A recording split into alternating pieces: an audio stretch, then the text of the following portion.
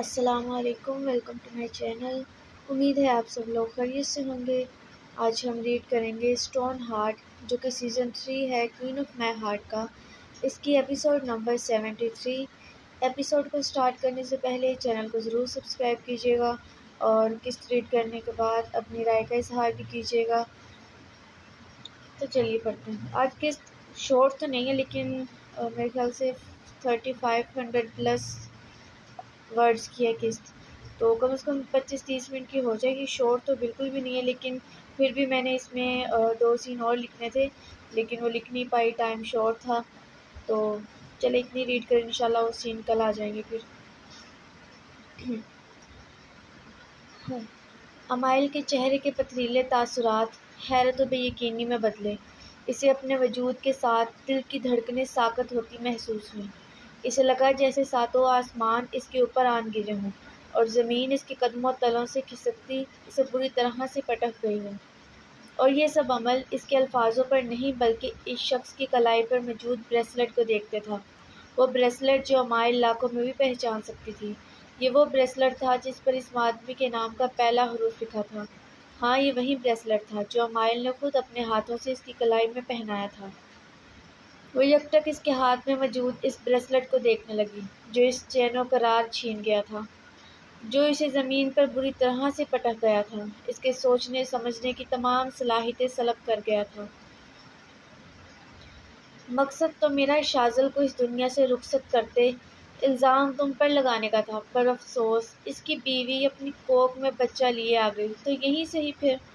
وہ شخص گن کا رخ پورے دل کی جانب کرتے بولا، تو گن کا رخ خود کی جانب ہونے پر وہاں درختوں کے بیچ موجود سنسان سڑک پر پورے دل کی دلخراش چیخ گونجی تھی، جبکہ اس گونج پر امائل فوراً ہوش میں آئی اور نہ سمجھی سے پہلے اس شخص پھر منہ پر ہاتھ رکھ کر روتی حورِ دل اور پھر اس گن کا دیکھا جس کا رخ حورِ دل کی جانب تھا۔ وہ خود کو ہر سوچ سے نکالتی جلد ہی کچھ سوچنے لگی۔ نہیں، وہ حورِ دل کو اس درندے کے ہاتھوں مرنے نہیں دے سکتی تھی۔ اس نے گن دیکھی جو لوڈڈ نہ تھی، شاید وہ اسے لوڈ کرنا بھول چکا تھا۔ پھر اس نے اس آدمی کو دیکھا جس کی صرف آنکھیں نظر آ رہی تھی۔ تم اسے چھو بھی نہیں سکتے، گھٹیا شخص۔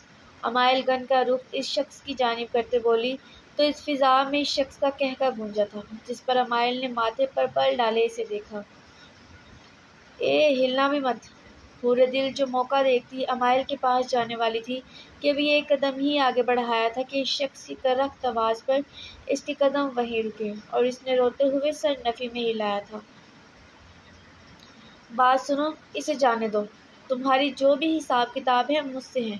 میں یہاں موجود ہوں، پورے کر لو سب، لیکن اسے جانے دو۔ امائل حورِ دل کو بہت زیادہ روتے دیکھ اس شخص سے بولی، لیکن گن ابھی بھی اسی پر تانی ہوئی تھی۔ میرے حساب کتاب تو پورے ملک ویلا سے ہیں، تم تو محض ایک مہرہ ہو، اصل ہدف تو ریان سوہان مصطفیٰ ہے۔ وہ شخص ریان کا نام ٹھہر ٹھہر کر ادا کرتا۔ ایک اور پہاڑ امائل پر گرا گیا تھا۔ امائل کا دل ریان کے حوالے سے پل میں بے چین ہوا۔ اس نے تفکر سے اس شخص کو دیکھا۔ فی الحال تمہارا جیل میں جانا بہت ضروری ہے۔ اس شخص نے شیطانیت سے بولتے ٹریگر دبانا چاہا، لیکن یہ کیا، گولی نہیں چلی، گن لوڈ ہی نہیں تھی۔ اس نے پہلے امائل کو دیکھا، پھر گن کو فٹافٹ لوڈ کرنا چاہا، لیکن اس کا ارادہ بھانپتے امائل نے اس کی گن والے ہاتھ کی جانب گولی ماری تھی۔ گولی کے چلتے ہی اس شخص کی دل خراش چیخ کے ساتھ گن دور سڑک پر جا گری۔ وہ شخص چلاتا ہوا اپنا دایاں ہاتھ تھام گیا، جس سے خون برق رفتار میں بہنا شروع ہو گیا تھا۔ گولی ذرا سی چھو کر گزری تھی، لیکن اس کے ہاتھ کے پڑخچے اڑا گئی تھی، یقیناً اس کے ہاتھ کی شہادت کی انگلی کو ڈیمیج کر گئی تھی۔ تم سے میرے بہت حساب باقی ہیں، اتنی آسانی سے تم نہیں مر سکتے۔ امائل گن کا رخ ابھی بھی اس کی جانب ہی رکھے اس کی جانب قدم بڑھانے لگی۔ اس کے لہجے سے تکلیف عیاں تھی، ایسی تکلیف جو اسے شاید جیل جانے سے بھی نہ ہوئی تھی۔ وہ شخص اسے اپنی جانب بڑھتا دیکھ کراہتے ہوئے اپنے گن کو سڑک پر تلاش کرنا چاہا جو کافی دور گری پڑی تھی۔ ہلنا بھی مت، ورنہ ٹانگوں سے بھی ہاتھ دھو بیٹھو گے۔ امائل اس کی ٹانگوں کی جانب نشانہ باندھتے بولی، تو اس شخص نے اپنا خون سے لت پت ہوا ہاتھ تھامے ارد گرد دیکھا اور پھر نظر حورِ دل پر گئی۔ جو منہ پر ہاتھ رکھے بے یقینی سے سب دیکھ رہی تھی۔ امائل کے قدم رکے۔ نہیں حورے، وہ اس کا ارادہ بھانپ چکی تھی، تبھی چلائی۔ اس سے پہلے حورے دل سمجھتی وہ شخص حورے دل کو اپنی گرفت میں لے چکا تھا۔ حورے دل کی پھر سے چیخ نکلی، میرے قریب مت آنا، ورنہ میں۔ وہ ہکلاتے اور ہانپتے ہوئے بول رہا تھا، جبکہ حورے دل ان سے چند قدموں کے فاصلے پر کھڑی حورے دل کو دیکھنے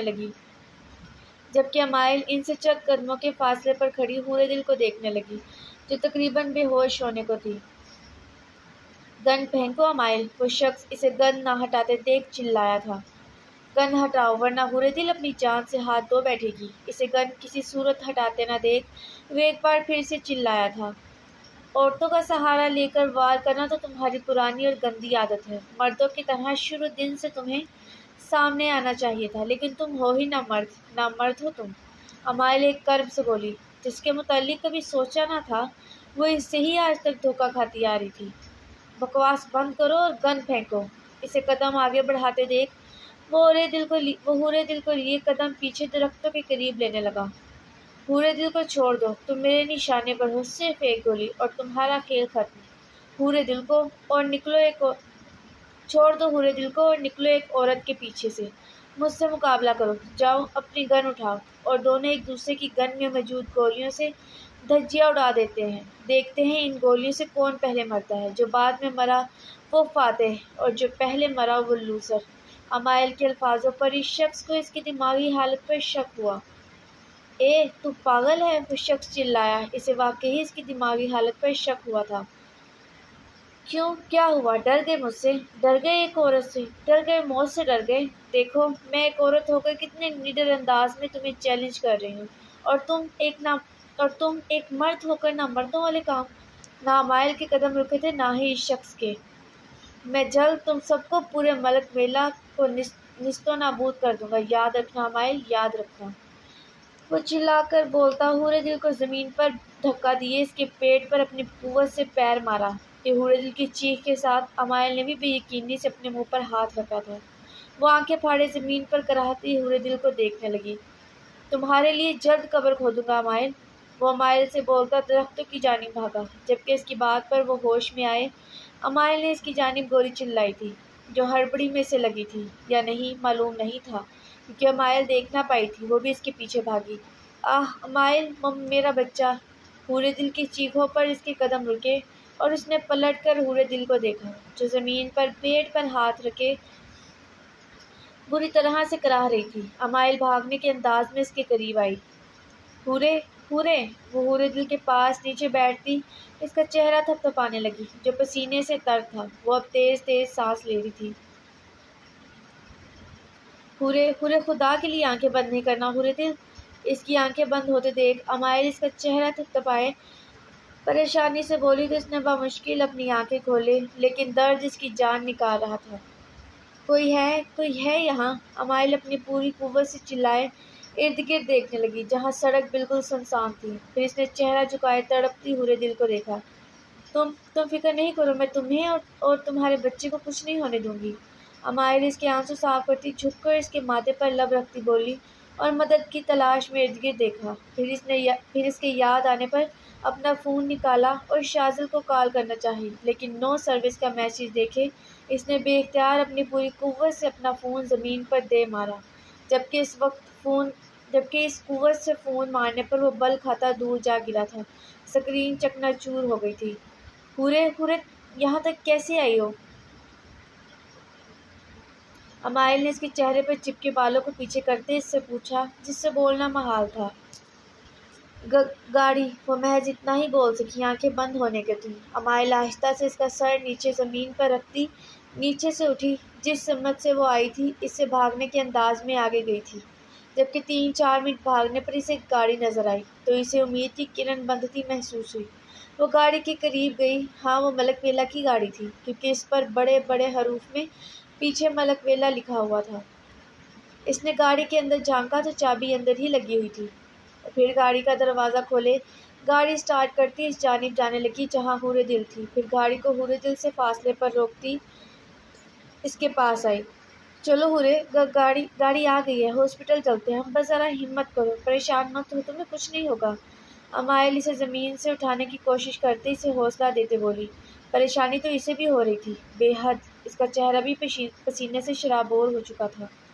وہ اسے گاڑی میں بٹھائے، سیٹ بیلٹ پہناتی، سامنے زمین سے اپنا فون اٹھائے واپس گاڑی کی جانب آتی، ڈرائیونگ سیٹ سنبھالی تھی اور گاڑی سٹارٹ کرتی وہاں سے زن بھگا لے گئی تھی۔ ساتھ ساتھ وہ حورِ دل کو بھی پورے راستے حوصلہ دیتی رہی کہ اسے اور اس کے بچے کو کچھ نہیں ہوگا۔ آگے پڑھنے سے پہلے پلیز پڑھنے کے بعد اپنی رائے کا اظہار ضرور کیجیے گا، اور جن لوگوں نے چینل کو سبسکرائب نہیں کیا وہ چینل کو سبسکرائب کریں، ویڈیو کو لائک بھی کیا کریں، شیئر کیا کریں۔ اور میری آواز آپ کو گلے سے لگ رہا ہوگا کہ خراب ہے، بہت مشکل سے بول رہی ہوں۔ روز کا یہی رونا دھونا، خیر چھوڑیں، اس رونے دھونے کو اگنور کریں اور پلیز اپنی رائے کا اظہار کریں۔ کل بھی آپ سب کے کمنٹ مجھے ملے تو تھے، لیکن بس صحیح تھے کمنٹ، بالکل ویسے کمنٹ تھے جیسے میری قسط ہوتی ہے۔ مذاق کر رہی ہوں۔ خیر چلے نیکسٹ پڑھتے ہیں، بہت زیادہ تھکی ہوئی ہوں، آج تو مشین بھی لگائی، میں پھر باتوں میں شروع ہو گئی۔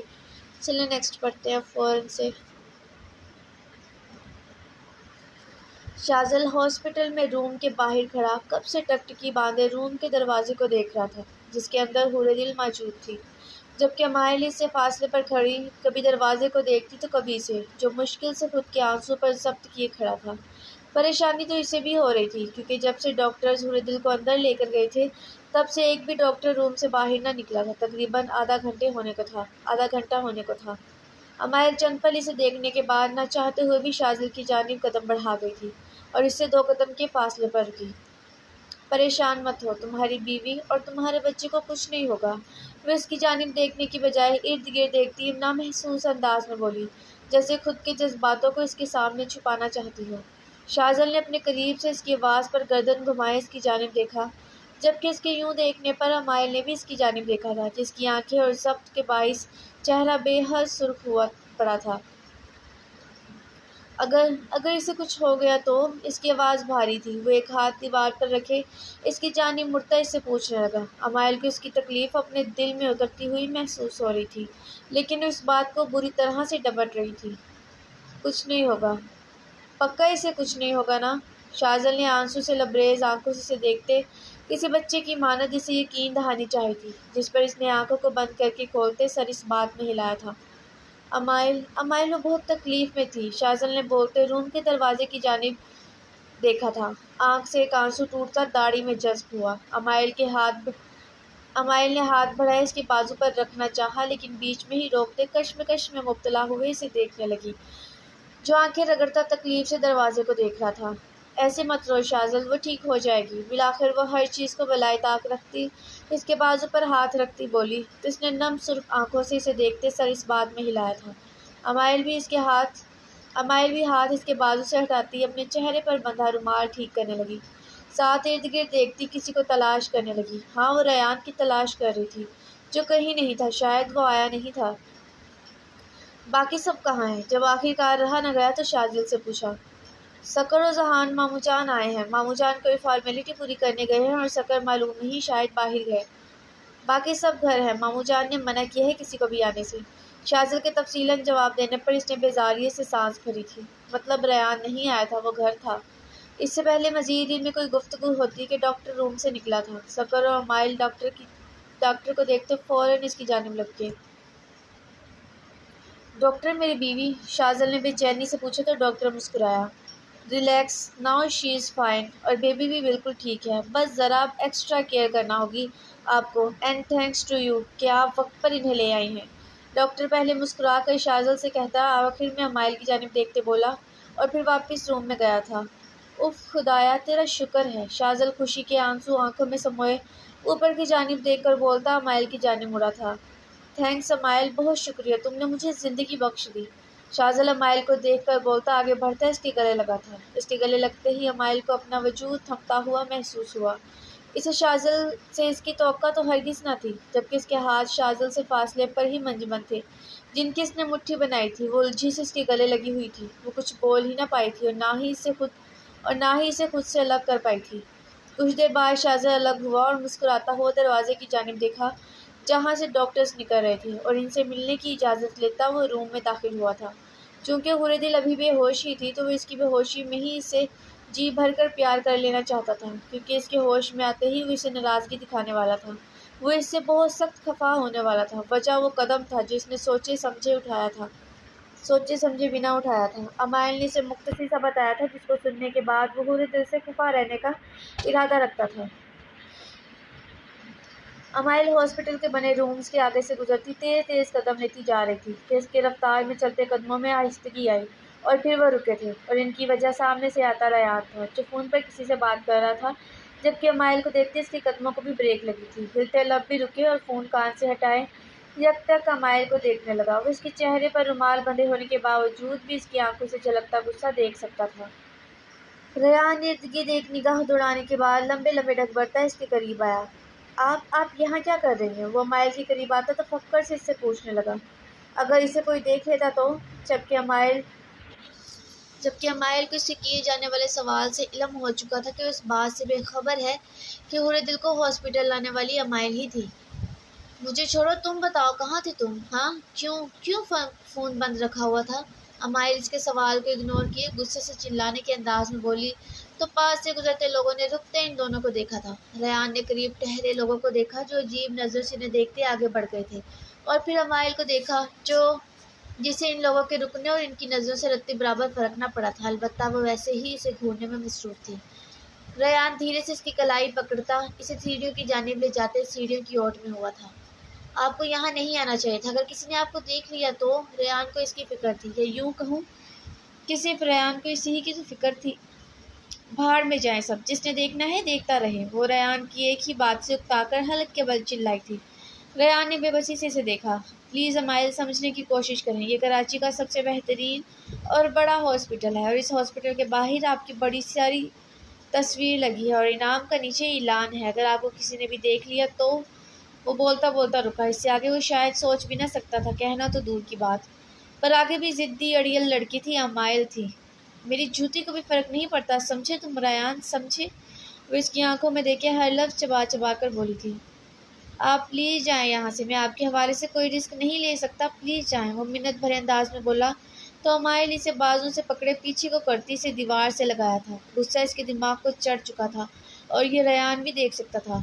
پہلے میرے سوال کا جواب دو۔ اس نے سوال کے اگنور ہوئے جانے پر اسے تپ بھی تو چڑھی تھی، تبھی وہ سائیڈ سے ذرا سی شرٹ اٹھائے گن نکالتے اس کی گردن پر رکھی تھی۔ اب اگر میرے سوال کے جواب کے علاوہ کچھ اور کہا تو اس میں 3 گولیاں ہیں، تینوں تمہاری گردن میں ہار کی صورت اتار دوں گی، وہ چباتے ہوئے بولی۔ مطلب دھمکی دی گئی تھی؟ ریان نے مسکراہٹ دبائی، کیونکہ وہ مسکرا کر اس کے غصے کو ہوا نہیں دینا چاہتا تھا۔ اچھا حکم کریں، کیا سوال ہے؟ وہ اس کی قہر جھلکائی آنکھوں میں دیکھتا ٹھنڈے ٹھار لہجے میں پوچھنے لگا۔ مطلب اب امائل کو زیر کرنے کی کوشش کی جا رہی تھی، جبکہ امائل تو اس کے انداز پر ہی اشش کر اٹھی، اور اس نے دانت پیسے اس کی گردن پر موجود گن والا ہاتھ اس کے گریباں کی جانب سرکایا تھا۔ کیا تمہارے لیے غیر ضروری ہو گئی ہوں؟ ہاں؟ امائل اس کو گریباں سے پکڑے اس کا چہرہ خود کے چہرے کے قریب کرتے پوچھنے لگی، جبکہ گن ابھی بھی اس کے ہاتھ میں موجود تھی اور وہ ہاتھ اس کے گریباں پر۔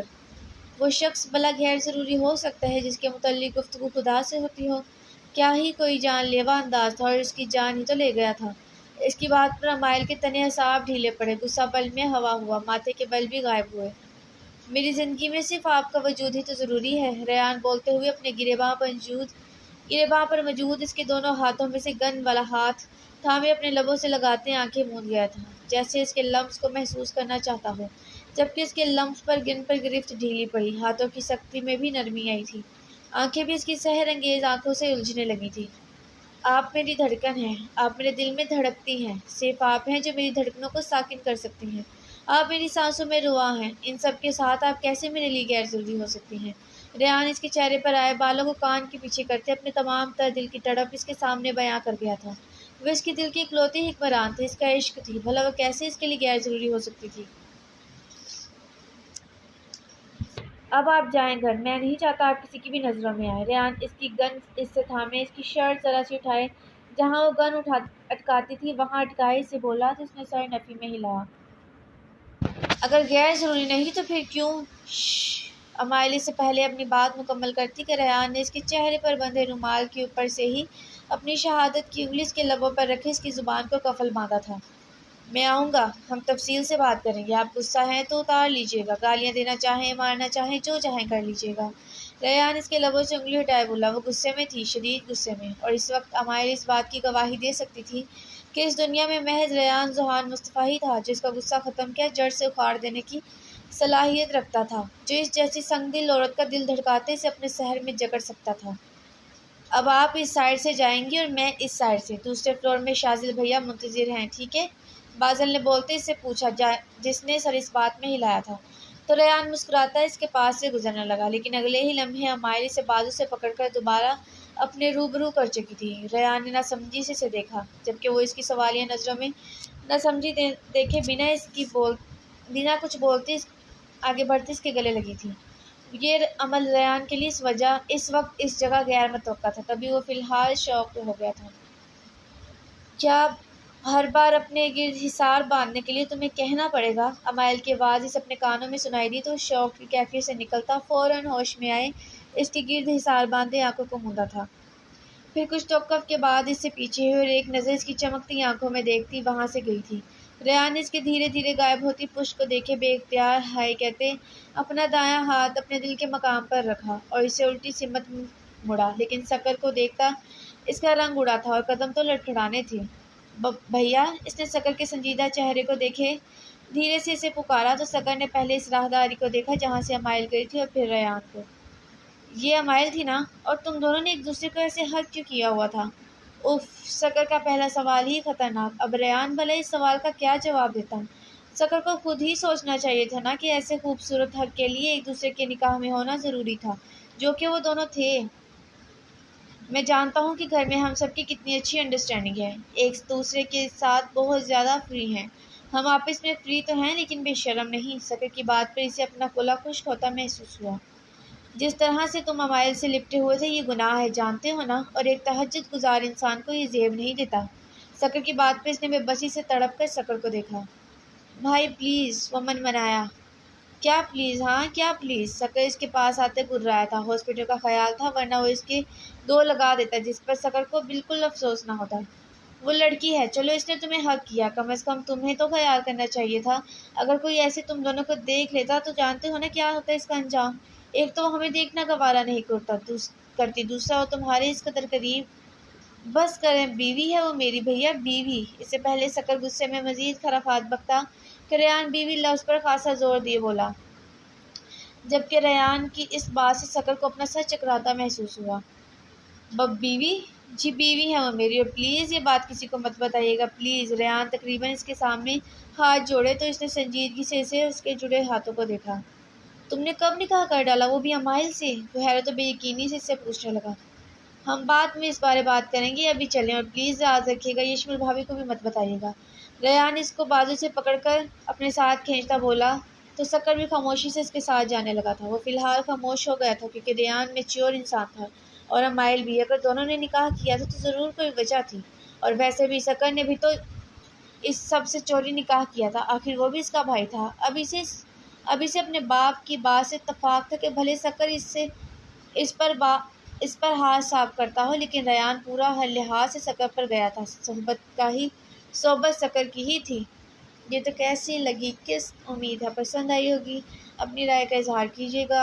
میں نے مزید اس میں سین ایڈ کرنے تھے لیکن نہیں ایڈ کر پائی، میری اسٹڈی کا مسئلہ وہ تو آپ کو پتہ ہی ہے، دوسرا آج ہم نے مشین لگائی ہوئی تھی، اور لڑکیاں تو اس بات کو انڈرسٹینڈ کر سکتی ہیں کہ مشین لگانے کا دکھ کیا ہوتا ہے، تو میرے پاس وقت نہیں مل سکا، یہ بھی میں نے رات میں بیٹھ کے لکھی ہے اور ابھی لکھنے کے بعد فوراً سے ریکارڈ کی ہے، اور ابھی جو میں یہ بک بک کر رہی ہوں یہ میں آنکھیں بند کر کے کر رہی ہوں کیونکہ مجھے نیند آ رہی ہے، طبیعت خراب ہے نا تو دوائیوں کے زیر اثر نیند آنے لگتی ہے، ورنہ میں چڑیلوں کی طرح جاگتی رہتی ہوں۔ اور میں آپ کو مزے کی بات بتاؤں، ابھی جب میں ریکارڈنگ کر کے جب باہر جاؤں گی نا تو یقین کیجیے گا مجھے بالکل بھی نیند نہیں آئے گی، میں باہر پھر آپ کو قسط دینے کے بعد ریلز نکال لیتی ہوں، فیس بک کھول لیتی ہوں، اور یوٹیوب شارٹس کھول لیتی ہوں، واٹس ایپ کھول لیتی ہوں، چیٹس کرنے لگ جاتی ہوں، بس پتہ نہیں کیوں ناول ریڈ کرتے وقت ہی میری آنکھیں بند ہونے لگتی ہیں، اور اس وقت آپ